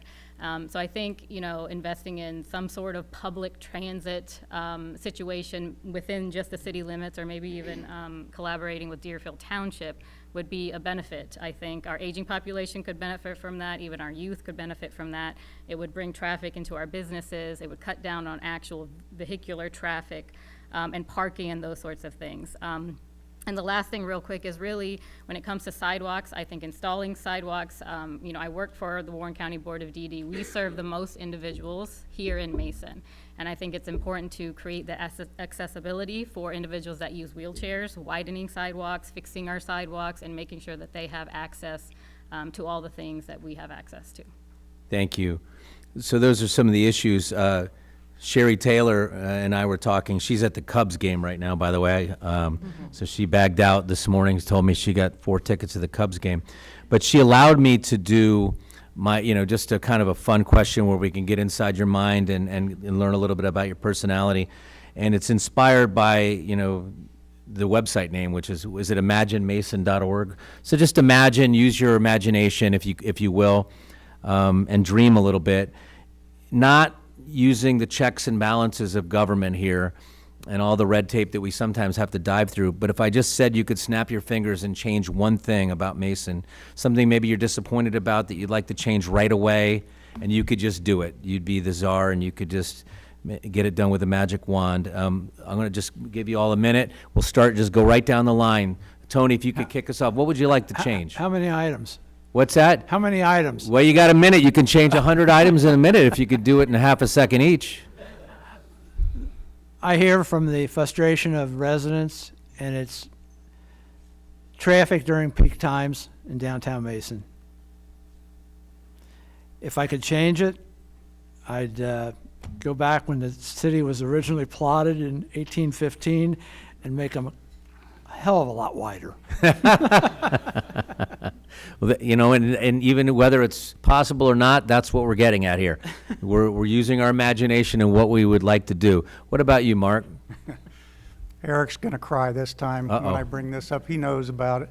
I've brought this up many times. I want Mason Montgomery to tunnel under 42. Oh my gosh. I wonder where you're from originally. That's bold. Your ancestors. No, seriously, and I've even mapped it out. There's ways you can do it. I think We're allowing that. You exactly. can do whatever you want. But it would be You wonderful. bring the Bengals to Mason if you want. Not in that fact- you would want that right now, but I would solve the problem he just brought up because you would not have an intersection at Mason Montgomery and 42. You would have Mason Montgomery Tunnel under 42. It would be continuous traffic through there. It would be beautiful. that you got to use your mind. You got to be creative. That's good.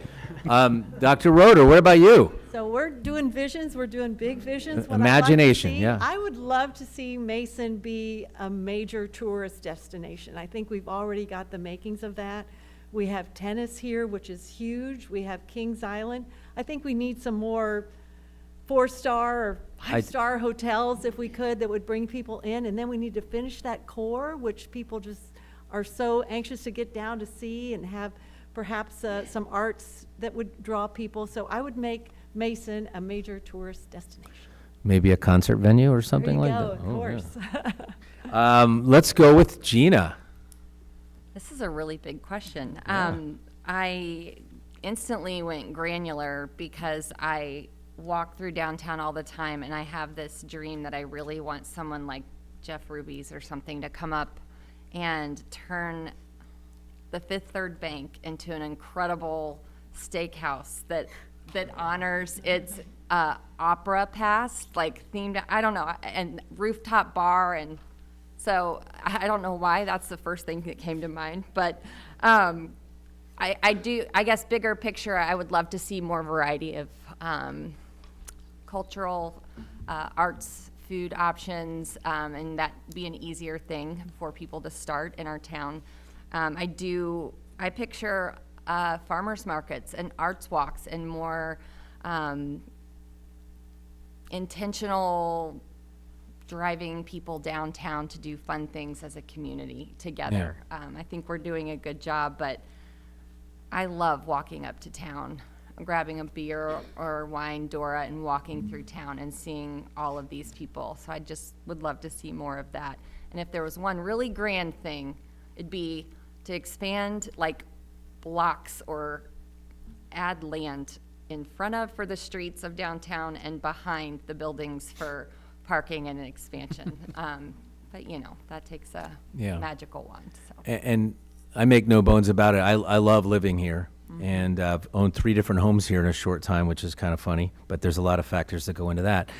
But anyway, I will say, you know, I love the things that are here, but if 2 cities proved anything, if you build it, they will come, right? And I find myself on the weekends, unfortunately, if you want that dream steakhouse, you're generally going somewhere else. But there are a lot of great places here as well. But Kim, what do you think? I think, and that's, I guess, less of a magic wand question because I think this is doable, but really seeing more cultural celebrations in our city. I mean, we house so many different cultures, so many different backgrounds. We have over 100 languages that are spoken here in our city, and I think it would be really cool just to have people come together to celebrate different heritages, different festivals, really come together to just, you know, learn together and bring the community together more. And I think 20 years ago, if you had said that, people would have, you know, thought, oh, wow. But people talk about the diversity in Mason all the time, and I talk with newcomers who, they move, as you know, specifically to this school district, to this area because of what we have to offer. Barbara? Thank you. I would have a magic wand, and I would stop everyone from running through red lights and speeding on our streets.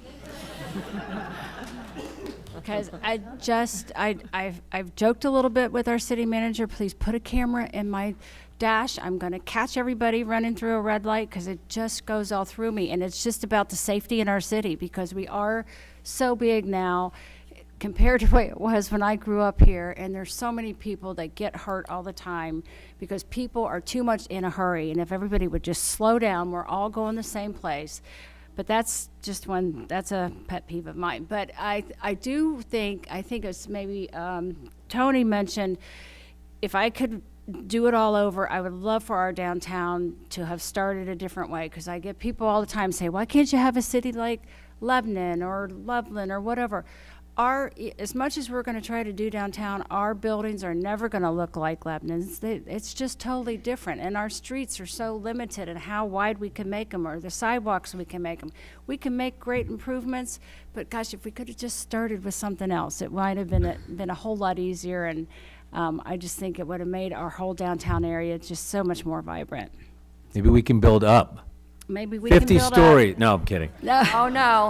No. You're saying the wrong thing. Then we'll go back to that last line in the zoning thing. And Yes. Yeah, no doubt about it. Okay, finally, Mr. Swamy.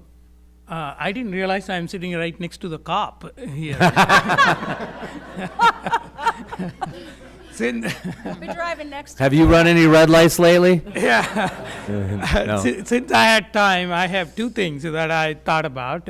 One, having driven my 2 kids for 7 years to school, I'm going to drop a roundabout at Tylersville and Mason Montgomery so that I don't need to wait on it. The second one is I'll take the property tax to 0. There you go. It's a magic wand. You can do Yeah. whatever you want. That's it. Okay, so are we ahead of time? We're good, or? Okay. Do you want to do, what do you want, a minute and a half for the final statements? 2 minutes? Well, I think it says a minute, but we're not following that, so. We'll just say like a minute and a half to 2 minutes. How about that? And these are these are your final remarks, your closing remarks, and then we can chat. Before we do that, You know, again, I just wanted to thank all of you for being here. There's some familiar faces. Barbara, I've seen you many times, and Gina, and obviously Mark and Tony. I've done a couple of these where you've been here, and now we have newcomers who bring bright ideas and new blood, and that's important in a community to have 8 people instead of the same 5 or the same 3 or the same 4. So appreciate you being here, and I can tell all in your different ways how much you love this community, and I do too. So we all share that in common.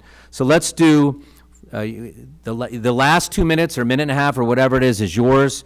We have an order here that was, I guess, drawn out of a hat. Mr. Swamy, you're going to go first. So here's your final statement. Thank you again for this opportunity. This is one of the very rare forums available for newcomers like me to connect with the residents and communicate what I'm standing for.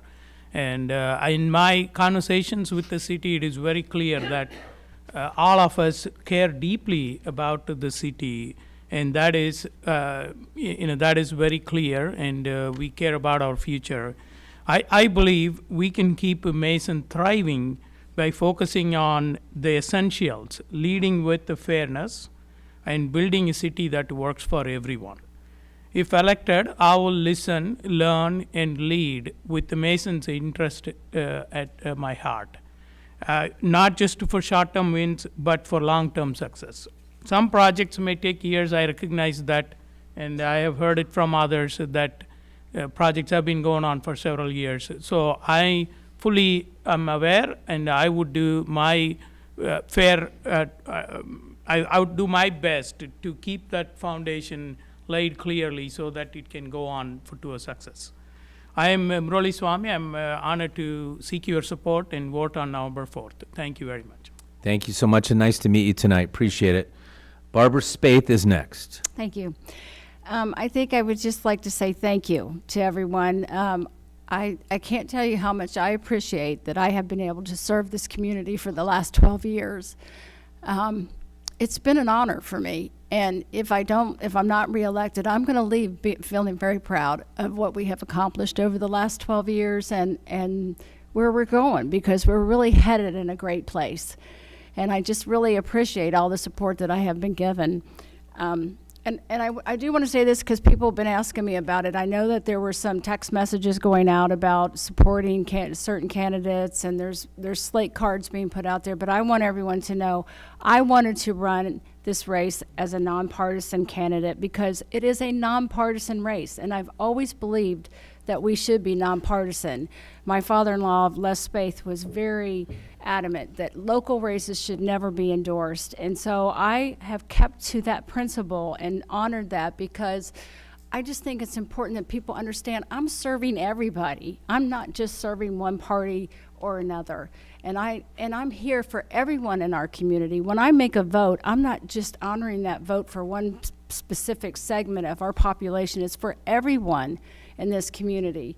So I just want to say thank you again so much. I hope that you will visit my website, spaethforcouncil.com, or you can please contact me, email me if you have a question or a concern. I'm sure I'm one that always gets attacked at the last minute during these campaigns, so I'm sure you're going to probably hear some things or have some flyers sent out. But if you have questions about anything, please just contact me. My email is barryspaeth@yahoo.com. I would love to have a conversation with you. Instead of believing what someone tells you, please come and talk to me. And thank you so much. Thank you. Appreciate it, Barbara. Next, we're going to go with Kim Singh. Yeah.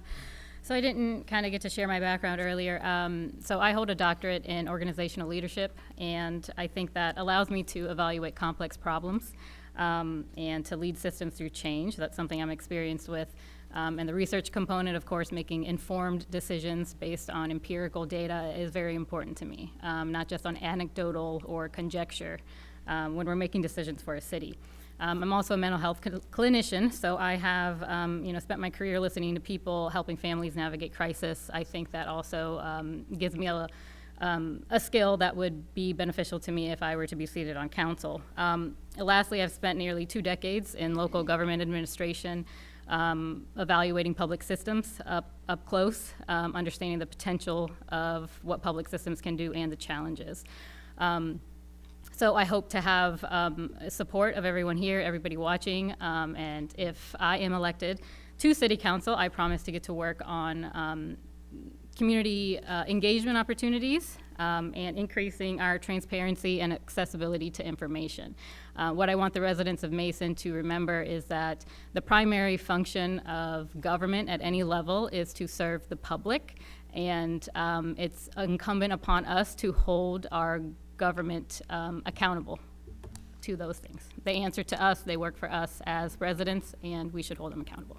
Thank you for sharing, and very nice to meet you as well tonight. Let's go next to Gina Sanders.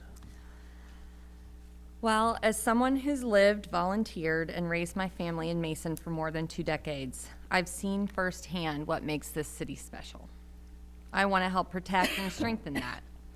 I've spent years on the front lines of service through personal investment and service in community initiatives and organizations here in town that we all know and love. I'm running specifically because local leadership, in my opinion, should be about service, not about politics. City council decisions directly shape our parks, safety, infrastructure, our quality of life, and those should always come before personal or partisan agendas. My goal is to bring a collaborative, transparent, and community-driven voice to the table, one that values fiscal responsibility, open communication, and partnerships that move Mason forward. Most importantly, this election isn't about me. It's about us, our families, our small businesses, our jobs, and the future we're building together here in Mason. As we look to Mason's future, I want to leave you with this. Leadership at the local level is about service, stewardship, and solutions. For years, I've worked alongside residents with city staff asking questions. Eric has been so helpful. Council has done a great job and been so open and accessible over these past few years, and I want to continue that tone and tradition. I've shown up consistently with curiosity, respect, ready to listen and learn. As Barb mentioned, I'm running a nonpartisan campaign for a nonpartisan position. And I'm doing this very intentionally, although it is sometimes harder. Because Mason deserves leaders who put people first, leaders who welcome every resident's voice and make decisions for the benefit of the entire community. Lastly, for me, the endorsements that matter most to me aren't from party groups. They will hand you a slate card, they will text you, they will email you, and they will call you and tell you who to vote for. The endorsements I care about are from the families, neighbors, and people right here in this room. Mason continues to grow, so let's do it responsibly, transparently, and together. Tonight, I'm asking you for your vote for Mason City Council. We have 26 days left. I encourage you to spread the word. If you're here tonight, you heard something that you love, that you don't love, like spread the word. The biggest thing in these off-year elections, less than 25% of people will show up and decide who's your city council and who's your voice. So I think it's really important and the responsibility of us as residents to encourage our neighbors to get active civically, get out and vote and use their voice. They have 4 votes to cast. Help them understand how to be educated and informed. Send them a link to tonight or all the other things that are flying around on social media and everywhere else. Use your voice and encourage others to do the same. And again, I'm asking you for your vote, and I really hope you'll give me a chance. Thanks. Thank you. Jan? Well, it's getting late. I think the people in the room here know that I'm all about being brief and getting out on time. So I will be that. I think Mason is strong. It's a successful community. I give all the kudos, all the thanks to our city manager and to the staff at the city. It would certainly be handing a seat to me on city council that's already in good shape. So thank you for all that. I think our continued success depends on smart growth, keeping our neighborhoods safe, fiscal transparency. I think we have a tremendous opportunity, though, ahead to grow our business base, to move forward with projects like the Mason Mile and also the Gould Park, which we really didn't get a chance to talk about. But we can do all that responsibly with resident input, with respect for Mason's character, and be budget responsible at the same time. So I'm ready to listen, to lead with common sense, to make decisions that keep Mason safe, strong, and thriving. I'm Dr. Jan Roeder. I'd be honored to earn your trust and your vote for Mason City Council. Thank you, Dr. Roeder, and nice to meet you tonight as well. Two more. Let's go with Mark next. Thank you, sir. So I've been very fortunate to have done some pretty amazing things over my years. But being on Mason City Council has been one of the most incredibly rewarding experiences I've ever had. I'll be forever grateful to those who supported me in my first campaign, as well as those who are supporting me now. It has truly been an honor to represent every single resident of Mason. I'm incredibly proud of the work we've done, and I'm grateful for the friendships and the professional relationships that have grown out of my time on council. Over the past 4 years, I've worked hard to keep partisan politics at arm's length. To be clear, there is no Republican asphalt, no Democratic road salt, and our toilets continue to flush regardless of what party any of our politicians are. The point is, that's the stuff we control, and it doesn't care about party. We do what we do for the residents, for our city, to make our city as good as it can be.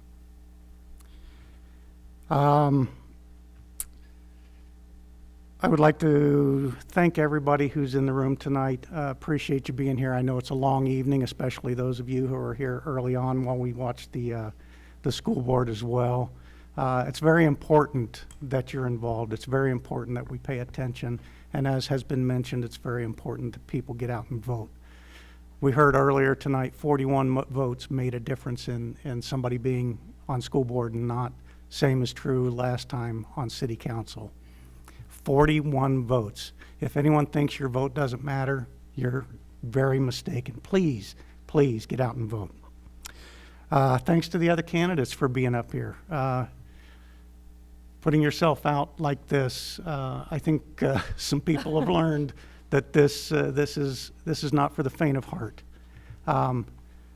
But the reward of being able to do what I've done over the last 4 years, and hopefully the next 4 makes it worth it. Thanks to the Mason City Schools for allowing us to be here and for using their space tonight. Thanks for the Maid Chamber for all of the hard work you guys have done and for facilitating this tonight. This is an important thing. I know you've been doing it for several years and will continue to do so in the future. Please, please keep up the good work. Mike, thanks for being up here again. I know it's a difficult task for you driving from here to downtown Cincinnati. Work until 11:30 anyway, so.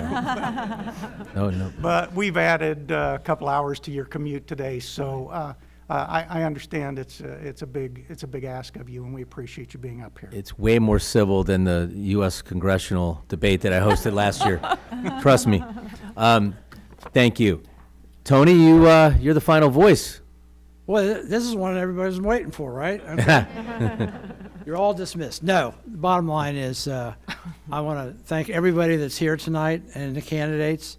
It is not a lot of fun at times putting signs up, taking signs down, doing this, doing that, or whatever. Just a little history about myself, which I really didn't do in the intro, was I retired as a senior safety engineer from the Ford Motor Company, Sharonville. Had 33 years there. Was a former firefighter, paramedic. Also served a brief stint as a bailiff at the Warren County Common Police Court. That was very interesting. Kind of a hobby aviationist. I do have a pilot's license, but it's not current. But point of interest, about 1992, I went to Moscow, Russia, and I took a ride in 3 jet fighter planes that the Russian Air Force had at that time. They were broke. It was, I will call it the ultimate adult amusement ride. Okay. He spoke a little English, and he wanted to know, Tony, are you familiar with Russian Cobra maneuver? course, I'm in the back of the MiG, I'm not. And he took that jet and went like this and came back down like that, you know. So in my life experiences, I've learned a lot of things. I've seen a lot of things. In my elected experiences in Springdale and Mason, and I can say that Mason is second to none. It's by the residents. It's by the employees. The employees make us look good. That's who makes the council look good. And to those employees, we are all deeply indebted to. So with tonight, I say I appreciate your vote. If you want any more information, TonyBradburn.com, kind of simple. It'll be there. Good night. Good night to you. I just wanted to thank, I see a lot of key players here. I didn't get to say hi to many people because I walked right down here, but I also wanted to say thank you to all of you, kind of like sports, but without overtime. You know, you either win or you lose, and you have 8 people here for 4 spots, and you're really putting yourself out there, and I know that's a lot of pressure, and I know you're all successful in your own right, so you have, you know, plenty of life successes to fall back on if you don't win, but I do know putting yourself out there is not the easiest thing in the world. So thank you for having me tonight. Best of luck. Election Day, 26 days away. If you don't mind at the end, if you could just stay where you are, I'd love to get a photo with all of you that I could put on the news tonight, just to let people know what we're doing out here in Mason, that we're having discussions to try to make our city better. So I'm always a big advocate, you know, for the city of Mason. So thanks again for having me. Have a great night, everybody.